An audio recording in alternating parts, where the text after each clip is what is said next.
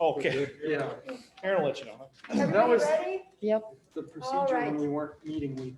I call to order the special meeting of the River Falls Board of Education on Tuesday, September 8th. This meeting has been properly notified. Are there any visitors or delegations who would like to address the board this evening? All right, we are going to move into informational items, and the first one is a WILDCAT roadmap update and a discussion about the first week of school.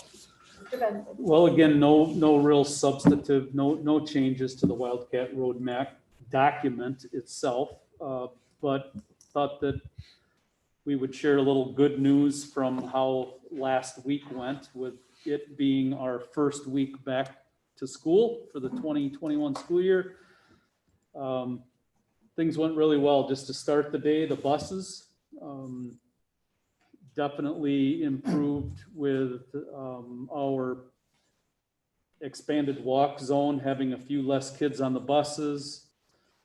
Definitely helped with, obviously, our 7th through 12th grade cohort grouping. There's fewer kids coming to school on those days. The collaboration with our staff just to help the kids, is particularly the little elementary kiddos, find the right bus on the way home, and email communication that had gone out to parents a little earlier in the summer indicating some of the changes. And we had a real good start that way from the transportation side of it. And then as far as the school day goes, some of the same themes as far as the hybrid, helping with class sizes, fewer kids in this high school as well as the middle school. The kids were amazing. All of the students, every grade level, with the masking requirement, they are, I think, more so of the ability for little children to be able to stay the course with the masking requirement, and the concerns that we all had early on 2 months ago when we were talking about this. And no surprise, kids are very resilient. They really are.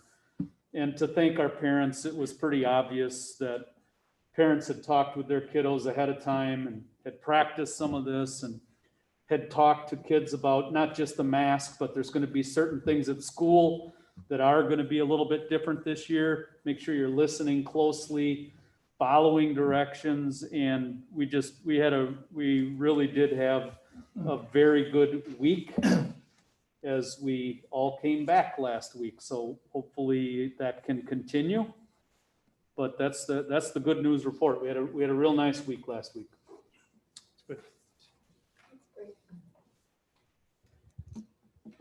I asked the teacher how the first days went, and his response was, "We have really nice kids." So that's great, because it's kids that are being adaptive and flexible, and it makes me proud. All right. Letter B is to talk about hotspots and internet options for students. And one of the things I'll just say in the beginning is that the school year has just started, and so we don't really know for sure which specific students are having issues. Likely that's going to emerge, and then we can figure out how we can help those students. But do you have anything to add? Yeah, not to Stacy's point, not a lot of indicators yet. We know that as the school year goes on here, we're going to hear a little more. I talked with Kit here at the high school gauged on last week. He'd heard from 3 students and their parents regarding some internet connectivity problem. Again, we contracted with T-Mobile for the hotspots. And so whether we selected T-Mobile or AT&T or Verizon or the XYZ hotspot, whatever provider you go with, there's going to be some areas that are better than others. And so we're going to continue to do what we can to make accommodations for those kids here in this room. Kit has indicated that they can open up this room. There'll be some defined hours when we have supervision here, but the question then that will come up will be transportation. And right now the district's position is that we are not providing individual transportation for those kind of needs. that until we get to a point where this school board or the admin team gets to a point where we think that we need to now entertain either are we gonna provide hotspots with AT&T and Verizon and every other company that's out there to accommodate individual needs. That's going to be difficult financially for us to do that. Or B, the transportation topic. And again, I think that's difficult for us to do that with these running individual routes or car shuttles. It's just a difficult challenge for us we don't have a proposal along that line to bring to the board, but we're telling you, Kit, I don't know if you heard me say, I think you said 3 students. And so we will continue to try to work with those families to help them. But right now, we're not ordering other hotspots, nor are we providing transportation. I just wanted the board to be aware of that. Thank you. I think, Jamie, just a comment about that. This is a bigger issue, and I think for any of us having conversations with, whether it's city council, county, state legislators, national Congress, members of Congress, or senators, or anybody, this is a public policy issue. This is not gee, it sure would be nice if people had internet connectivity. I think the last 5 months have taught us a lot of things, and one of them is how absolutely essential, not nice to have, but essential, high-speed broadband is for everyone. It's an equity issue, and we were pretty close in this region, but we weren't there, and this really brought that to a point. So I would encourage everybody to make sure they're lobbying. There's legislation pending right now on Capitol Hill, and I suspect something's going to happen, but it's going to be a couple of years before it follows. But it's going to take pressure from people like us, I think. So. Yeah, you remind me.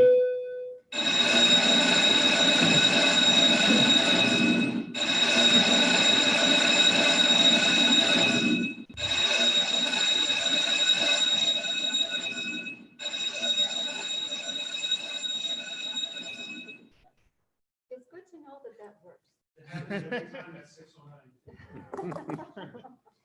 So Amy, I know has brought up in the past whether or not the district has had conversation with the city, and we did talk. Scott Simpson and I talked Thursday, I think, of last week, and so we will continue to look for ways that the city couldn't collaborate with us. But I think as much as that, it has to do with our townships. Right now, I think even Kit had mentioned Clifton appears to be kind of the south side of town is where most of your calls came from. Yes. And so what can be done? I would agree that this is bigger than what we can do necessarily as a school district. We can offer spaces, but to Alan's point, yeah, I think it's a bigger issue of providing broadband access to more people in more locations. It goes beyond the power of what this board can do. We also talked again and visited the local public library. They can help us some. We'll see if there are hours that work differently than the hours that would work here for the library in this building to be accessible, that we could piggyback with the public library. It would be on a very limited basis. The library is still closed. And so to not send any mixed messages, the public library remains closed. Their board has a meeting, I believe, on the 14th of September. They're aware of some of the need that our students will have as well, and they'll do what they can to accommodate a very small number of students if and when the time comes that we need some assistance beyond what we can do here. I have a question about the hotspots. So I'm under the understanding that there's very few left.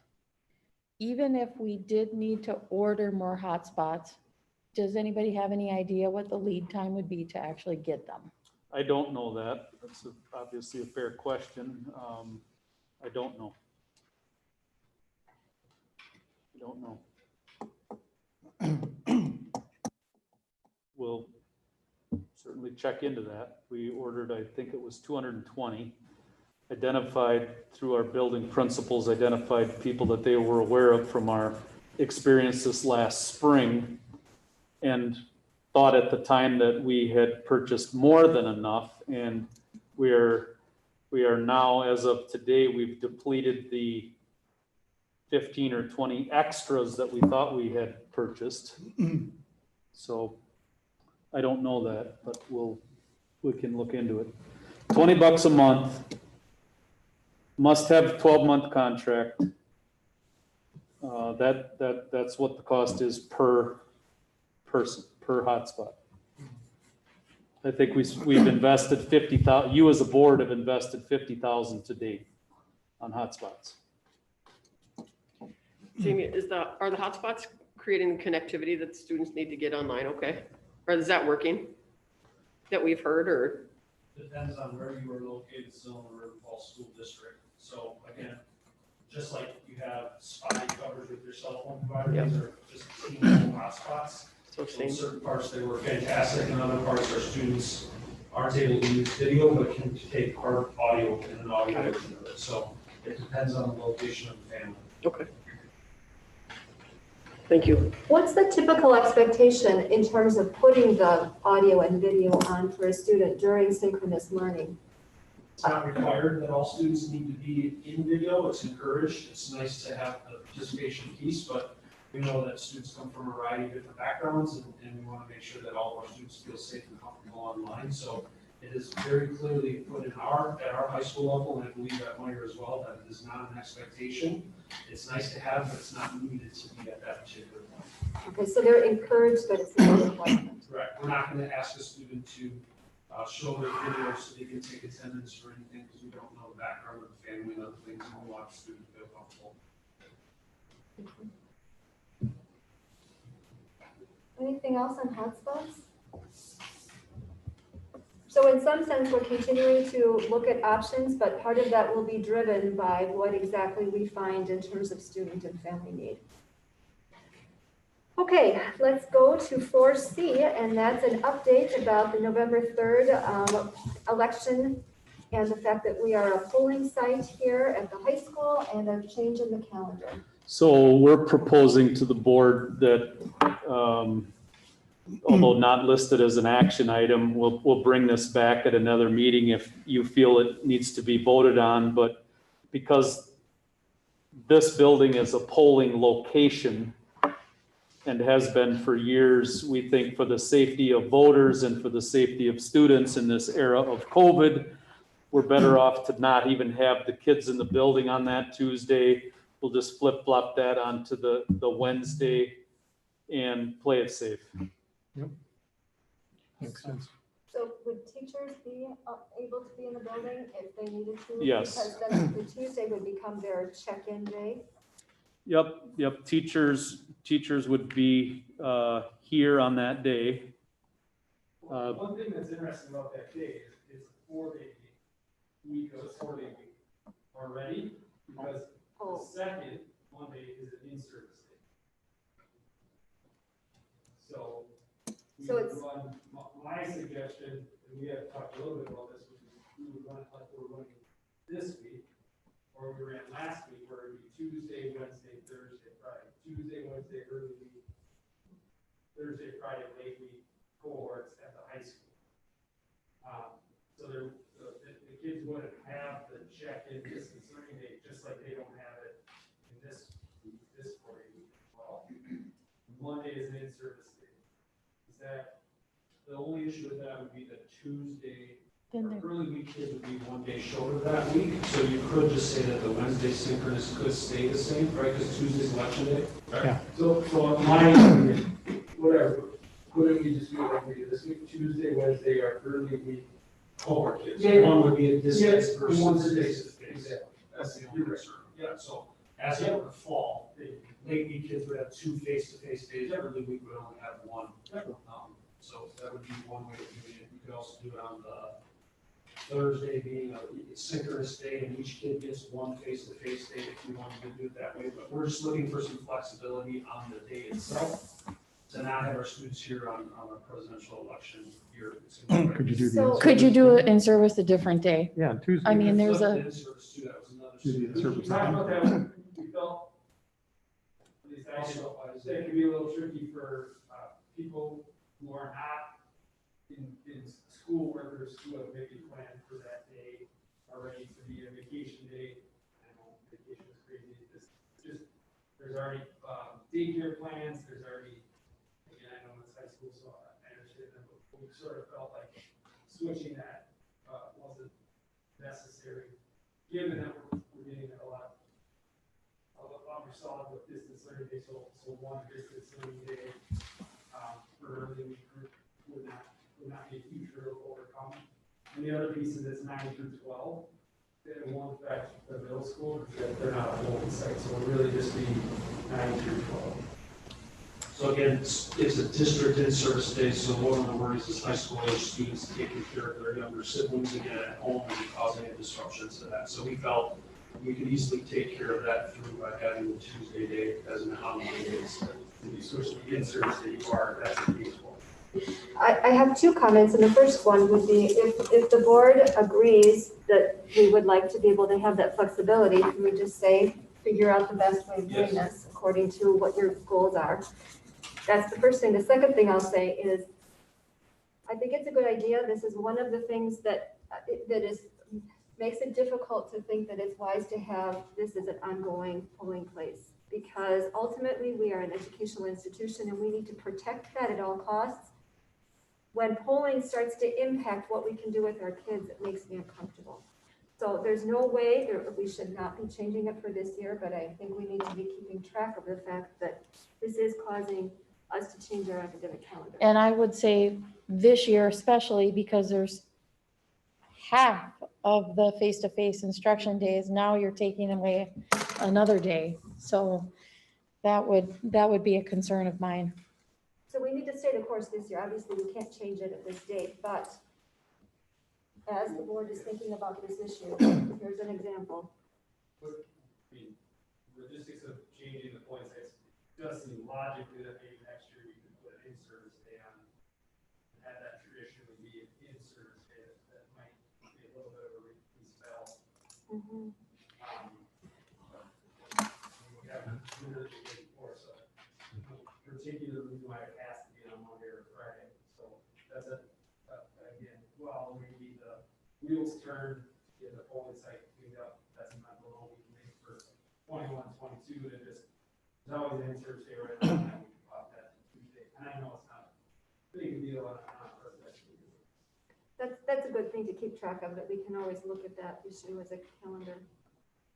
How, or look at how it's been going, voting coming through there. Although I think this election is going to be a bigger turnout, I would imagine. I don't know. Just leave it as is. And it's blocked off and people can come in through the door like they have been. But they need it for lunch, don't you? I mean, Right now, we'd be using this for our kids who are not, so use this, we have our e-school back in the former. Well, year. then, We're using this library for a variety of different things now, that we would.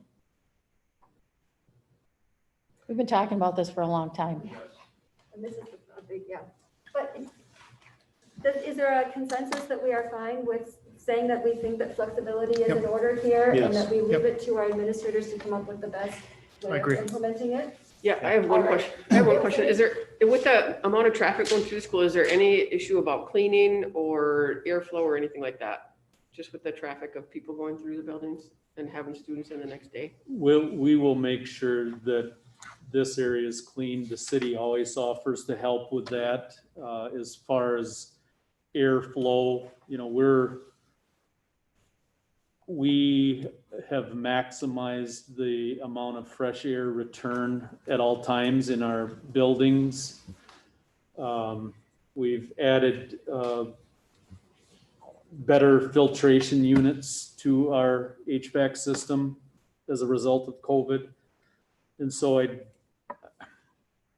guess it could be, you know, a concern, but I think the fact that there's lead time between when the polls close and the next day when students would be in school, I think there will be enough fresh air return and cleaning that's not necessarily a concern that we have. Okay, perfect.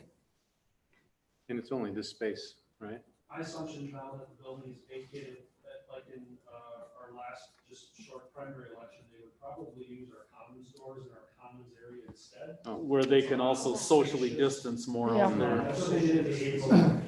Correct, so Okay. what they'll have them do is come in probably through these doors and out our main office Yeah. doors, so it'll be far more efficient in social distancing for the election. But it's still just pretty isolated, or I mean, Right. limited And it's amount of a space, larger yeah. Space in comparison to the library. But that definitely means we would not want people in the commons. Yeah. Correct. Okay, everybody good with that? Yep. Administrators, take it away, figure out what the best thing to do is, and now we will move to action items. And the first one is, Mr. Benson, do we have any information about the need to pivot or shift the learning environment? No recommendation to change the learning environment, but we're gonna try to make a habit of this at every board meeting, that we give you a similar overview. So this is very much similar to what I had shared with you a week ago. Just taking a look at some, turn it on, Jamie, it works better when you turn it on. So again, the refresher here is there's two things that the DHS says for sure that would close us down. One of which would be this burden of 350 per 100,000 people, and currently that's at 98. The last time I reported this to you, it was a little higher than that. And the inability for DHS to do contact tracing would be another thing that would really shut us down completely. A couple of other touch points. Here's what was on that last slide again with regard to the, trying to find my pointer here. Again, we're at that 98. Public health staff, they're able to contact all newly identified and close contacts, and our public health capacity is still in good shape. I shared this same grid. This is an updated version now. This is off of the dashboard from Pierce County. Lots of numbers to look at, but this is a reflection of new cases by week on this graph. And this one is the number of active, confirmed, and probable. You want to see the definitions of what that all means. It's all listed down here, but the good news is that these numbers are not on the rise. That's the good news. This is St. Croix, the two dashboards. Unfortunately, they're not the same. This is what St. Croix has. This is a breakdown that shows you on this side the cases per day. Again, knock on wood, it's not going through the roof, but their number of active cases is at 142. We've talked before, disclaimer as always, the Minnesota model is not the go-to model, but we're going to keep showing it. It is a point of reference to be added to many other things that we look at. Those numbers continue to fall within this range. Lastly, we've also committed, the board has requested that you get an update of where we at here locally in the school district. And so two different bits of data here, one specific to staff, the other one specific to students. One pending test result, two pending test results of a household member, two close contacts to a COVID positive case, not a school related matter. One COVID-19 positive case, not a school related matter either. Students, 64 pending test results, or pending test results of a household member, or close contact. So no, let's not assume that 64 is pending test results. That's not the case here. But that number tells you right there that there's 64 kids who are not in school today because of one of those three reasons. One, COVID-19 positive case, that particular student has not yet come to school. And 2 positive cases of students that have since recovered and have now returned to school. So that's it. That's a quick snapshot of the 2-county area and our school numbers. Is that in addition to last week, or is that inclusive of last week? I'm just thinking about like 2 teachers were positive, I think, last week, not school related, but before school started. This is as of today. Yeah, It's inclusive. I guess it would be inclusive. So one of those teachers must have gotten cleared and came back. yeah. Yeah, So okay. and we can do a total for the board. We're using the word snapshot in time purposefully to say the current state of affairs right now is this. This is the snapshot as of today. Snapshot as of today. Last week we had 22 students, I think, it didn't start. And today it's 64. It was 22 or 3. 22, I think, yeah. 7 and Yep. 15 is what I remember. Yep. Okay. Okay. Any questions? And one thing to clarify. This is all staff, so. Yeah, You yeah, said the word teacher, and I just want to be clear. Yep. Those numbers are inclusive of all. Staff. right. Yeah, good. Any other questions? All right, then we're going to come into the issue of the number of spectators who are allowed to attend fall sport games. So this recommendation that we're bringing to the board is to allow 2 tickets to every player. For the 2 main sports where, I'll start with football, the sport that would have the most players, would have the most spectators for fall season. So our proposal is 2 tickets per player. And that would put us at 100 in that outdoor arena, in that outdoor Raymer field setting.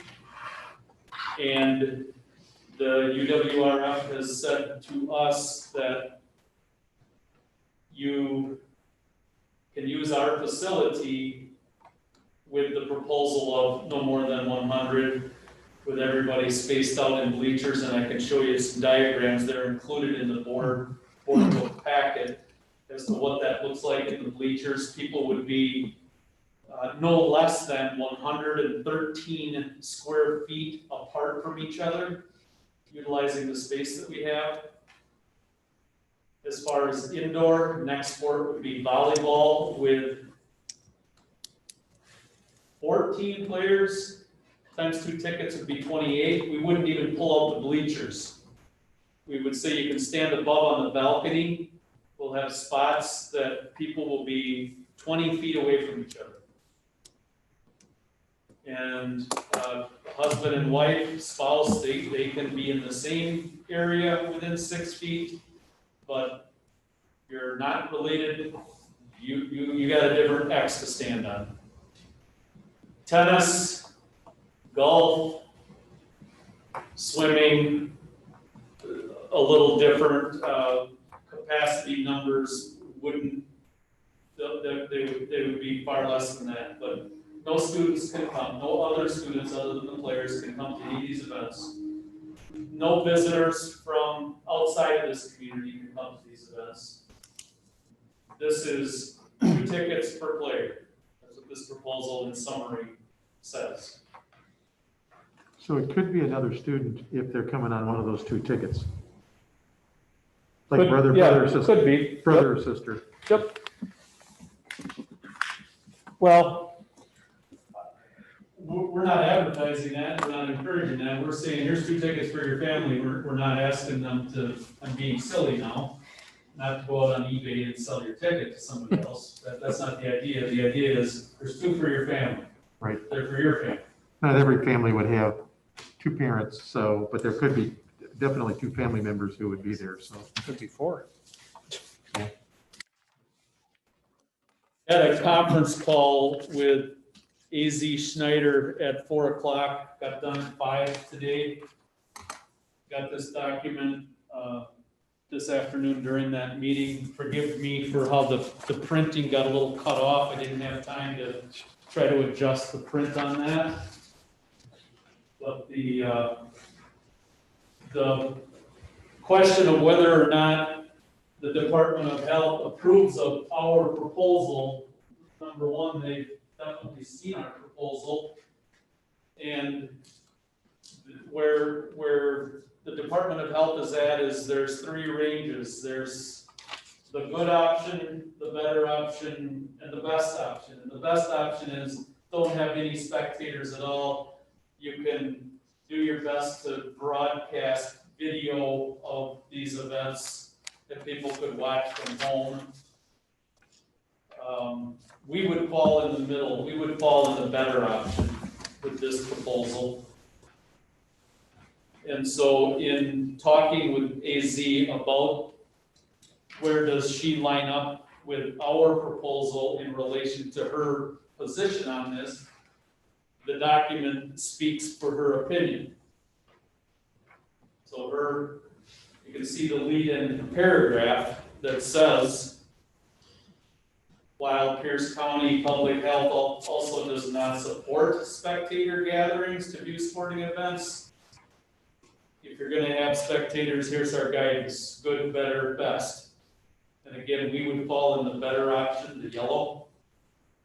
We would limit 2 tickets, not 3 or 4, but 2 per player. I don't know if there's other specifics. I went over the golf, the tennis, the swim thing pretty quickly, just saying it's really, in my view, I guess it's not as much of an issue with the spectators as it is those other 2 sports. Soccer also will have a fair number of spectators, and the same rule would apply there with 2 tickets. So there's other documents in the board book. Aaron, can you pull up the one that shows that Raymer Field again? I'm not playing favorites to football. I'm highlighting football because we have the most players, and thus with this proposal we're going to have the most spectators, is why I'm emphasizing football over golf.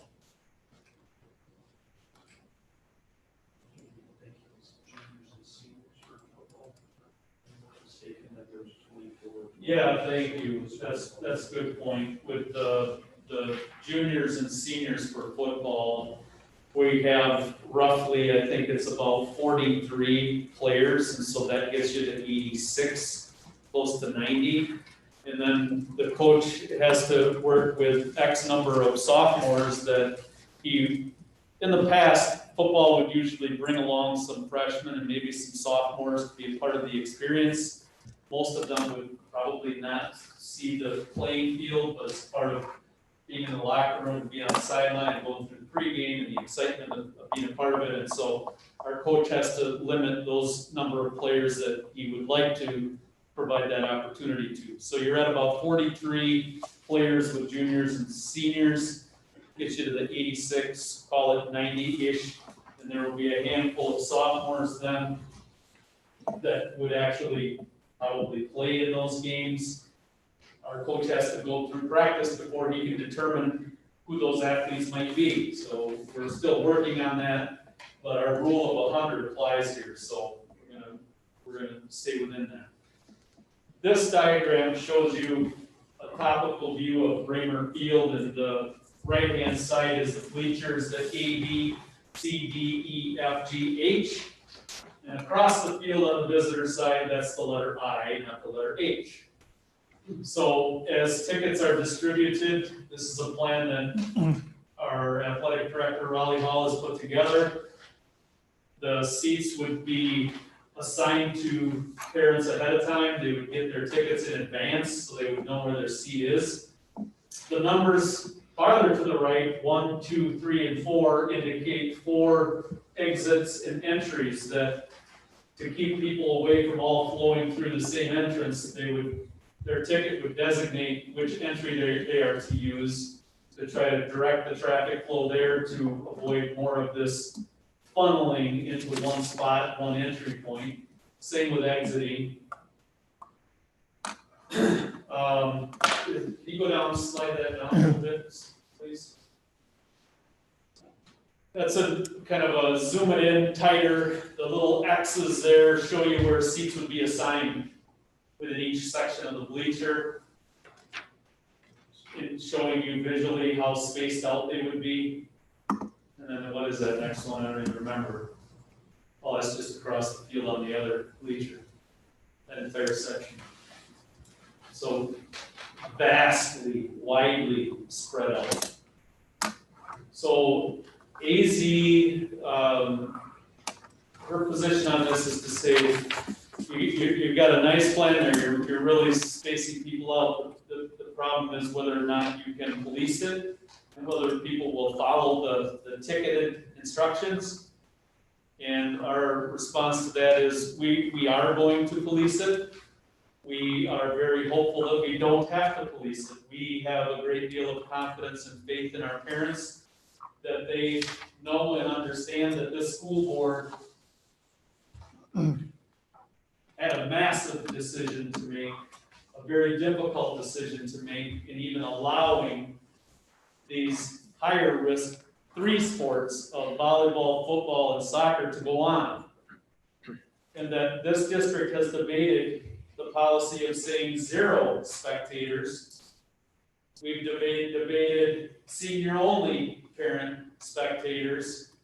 And after we take the math to this, we believe that we can have great social distancing, 113 square feet, if everybody follows the rules. And if it fails the first time we try it, our recommendation to the board will be that you cancel all future events, no more spectators. And we don't want that to sound like it's a threat.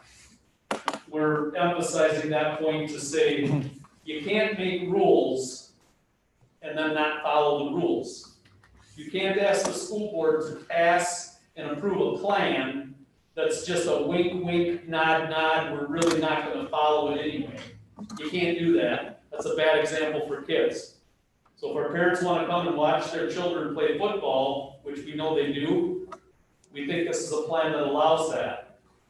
But we aren't gonna have cheerleaders and a marching band, and we aren't gonna have all of our student body there. We can't have community members that really wanna come and support the team. We feel bad about all that. That's not what this is supposed to be about. These events are for the community. It's another way for our kids to shine, but this is as good as we think we can put together a safe plan for our students, for our parents, and for our community. And so, in brief form, we're asking you to approve the 2 ticket per player spectator plan. Jamie, no visitor fans? No visitor fans, No concessions? no concessions. What constitutes failure, like in your comment a minute ago? If it fails the first time? Well, I don't have a number to it, Well, I guess I just I meant, would hope that if we have, people that are standing on the sideline, not in their seat, and there's 4 people gathered together that before the game starts, as one of our supervisors or administrators walks up to that person and says, hey, here's our plan.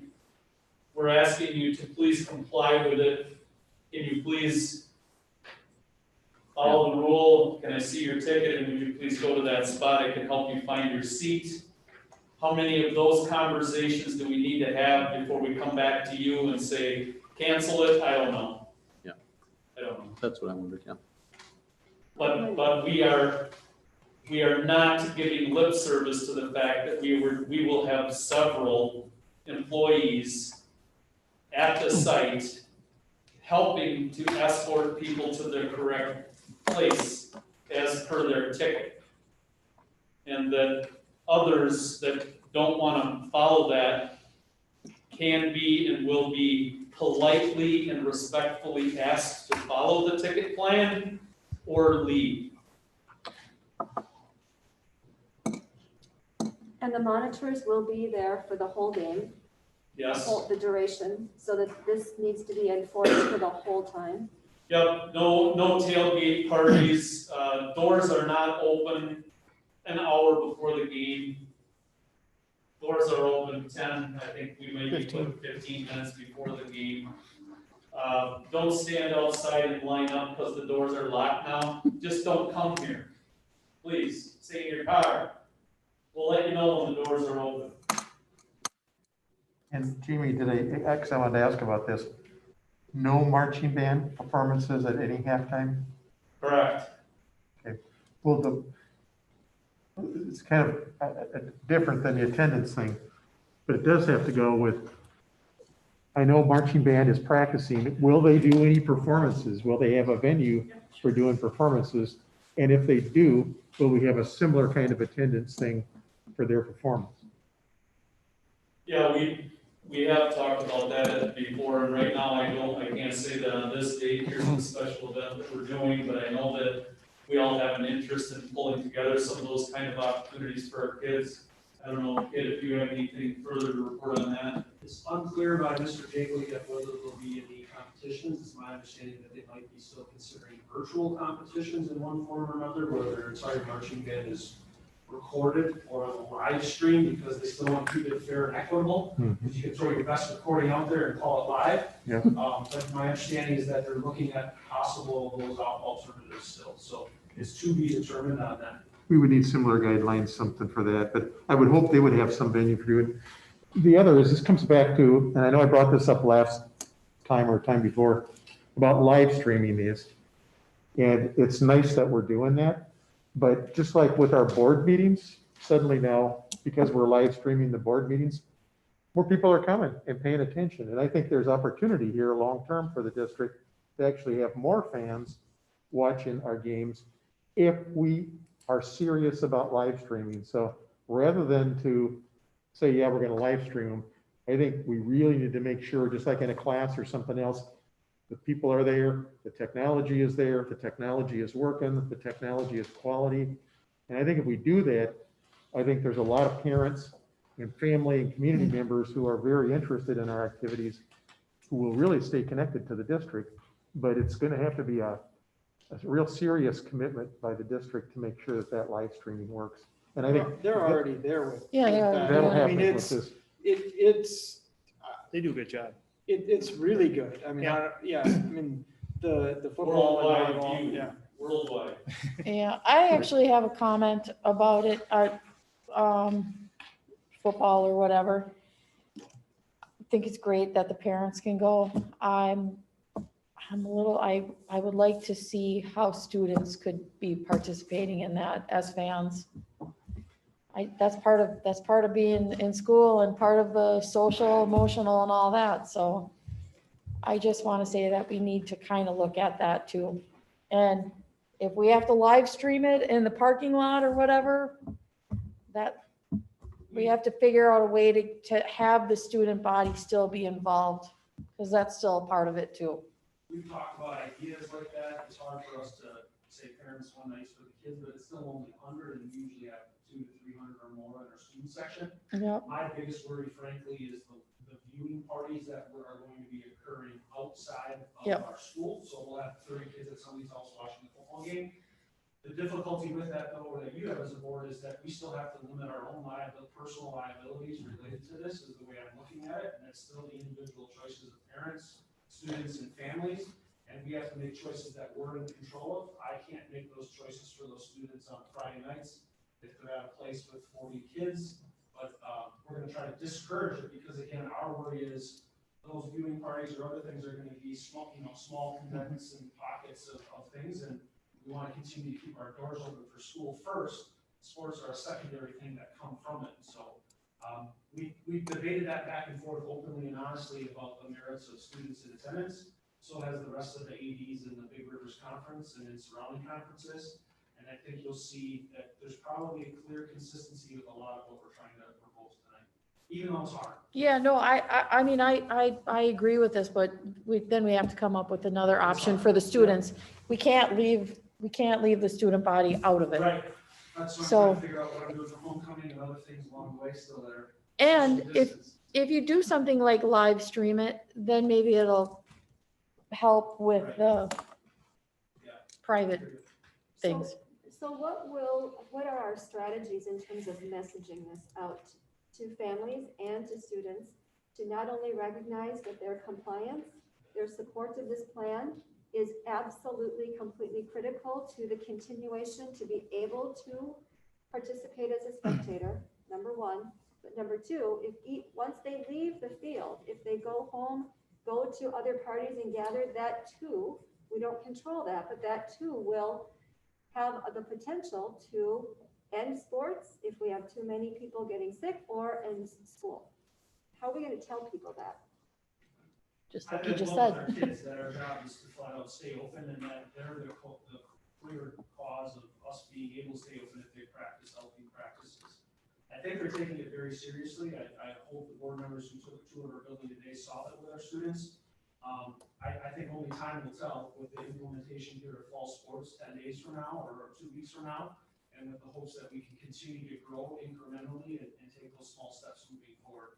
Our kids really want to show that responsibility. I can't tell you how many students are just thankful to be in the building even 2 days a week and being excited and a part of it. So I don't think they want to lose it, and I think they're going to try to be as responsible as they can.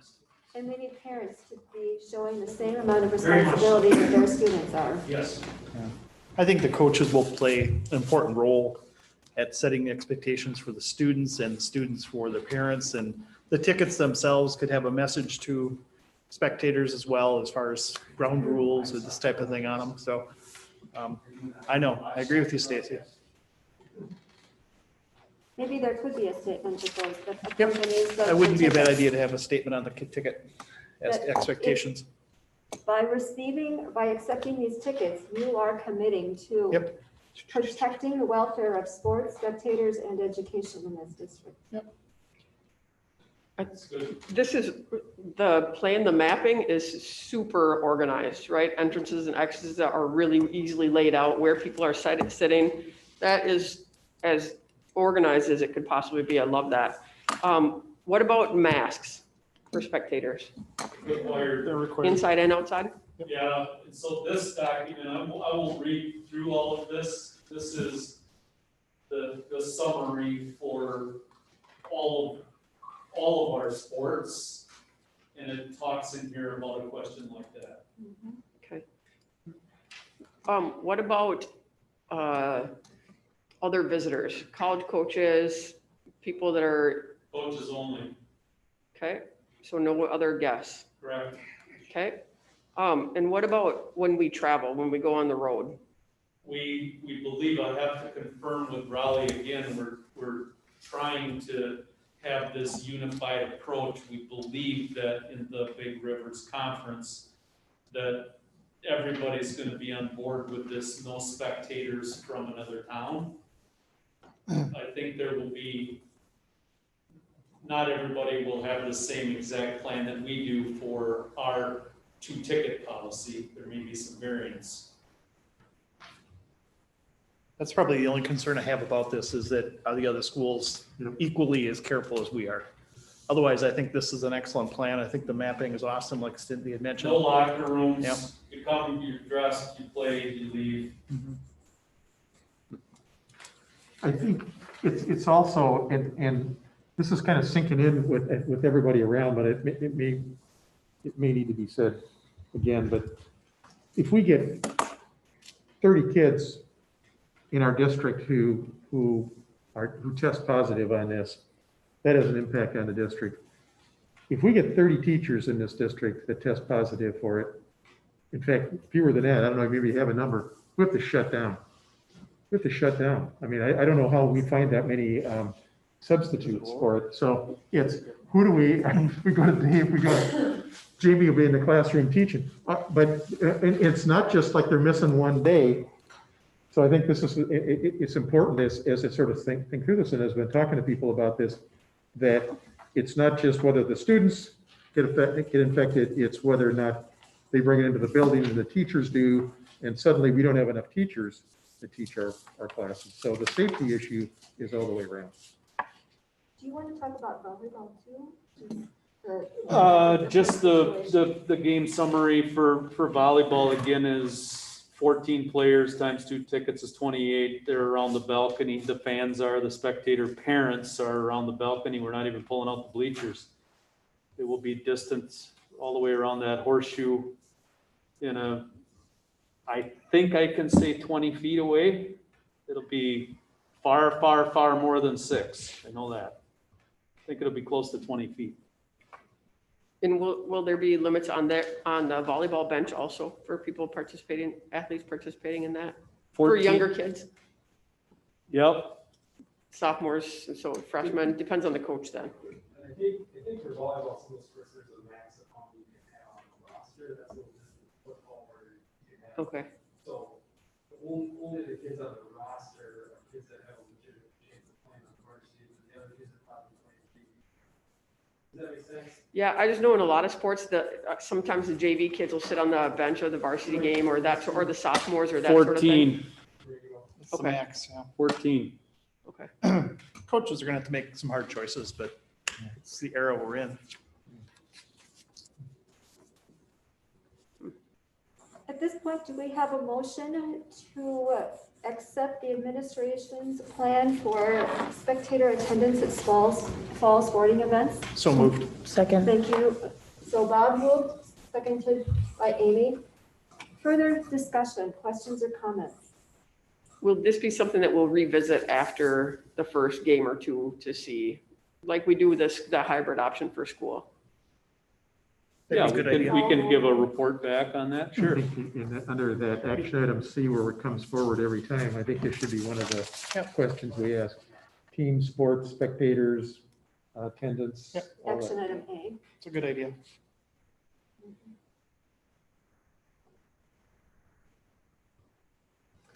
Well, I think it's important to recognize the significant effort that our administrators and Raleigh and his staff have put in to be able to figure this out. Thank you for your conversations with other superintendents about this and with A.Z. Snyder, and for the people who will now be issuing tickets. And there are more structures that we have to have in place that we've never had to do before. And thank you to the people who are managing those. Okay, anything else? All those in favor? Aye. Opposed? Aye. The motion is carried. All right. At this point, do we have any proposed or suggested items for future board meeting agendas? All right, then we are going to schedule the next meetings. We will meet on Monday, September 14th at 6. The next regular board meeting will be Monday, September 21st at 6 o'clock. And then the annual meeting will be Monday, September 21st at 8 o'clock. All of those meetings will be in here. The special board meeting, and a special board meeting on the 28th as well at 6. All right, meeting is adjourned. This is the shortest one yet for a while. Don't forget to sign that, you guys. I don't want to have to sign it more than once. So Again. I'll start. Glenn, here I do we'll have a start question. First, we're only, we're not allowed to be.